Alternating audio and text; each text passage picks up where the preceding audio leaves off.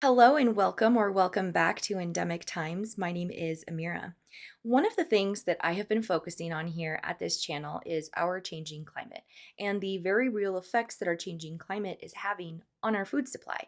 Now, while the story might not seem like it connects to our food supply, sadly, it is a continuing sign of our country's ever growing issues of precipitous water decline nationwide. And that water decline is having a very real impact when looking at supply chains and transportation for goods. Now, let's take a look at this recent story and how it connects to everything that's been covered here. A massive island in the middle of the Mississippi River that is ordinarily surrounded by water and only accessible by boat is now able to be reached by foot. The river has dropped low enough that you can walk over to Tower Rock and not get your feet wet or muddy, a resident said, saying that he only remembers being able to do this one other time in his life. Tower Rock can be reached on foot when the water level is below 1.5 feet. What's telling here is that the gauge dropped to around zero and shows no significant sign of recovery in the forecast. And sadly, this is not new news. More than 55% of the contiguous United States is in drought, and more than 133 million people live in those drought-stricken areas. And where is the drought taking place? Severe drought covers more than 70% of Arkansas and nearly 40% of Missouri, up from 5% about a month ago. And it doesn't stop there. In Memphis, the river was at its lowest level since 2012 and its third lowest on record.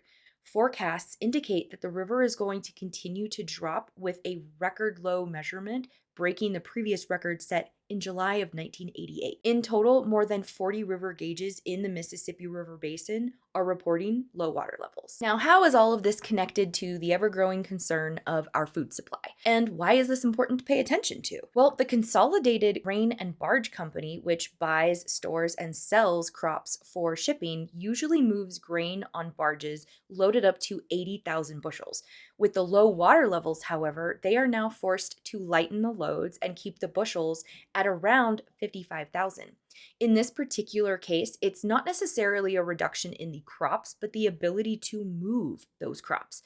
In this article, they even said that farmers are just throwing their stock in bins, waiting for a couple of weeks for when things can get shipped. But of course, that takes time, and as we are all seeing, the very real effects of the supply chain crisis, coupled with lower supply of crops, shows us that this is something to be concerned with and to keep an eye on.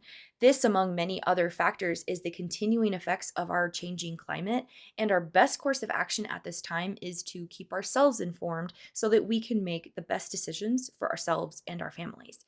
Thank you so much for watching. If you liked this video, please give it a thumbs up, subscribe, and share with those that you think might find this information helpful.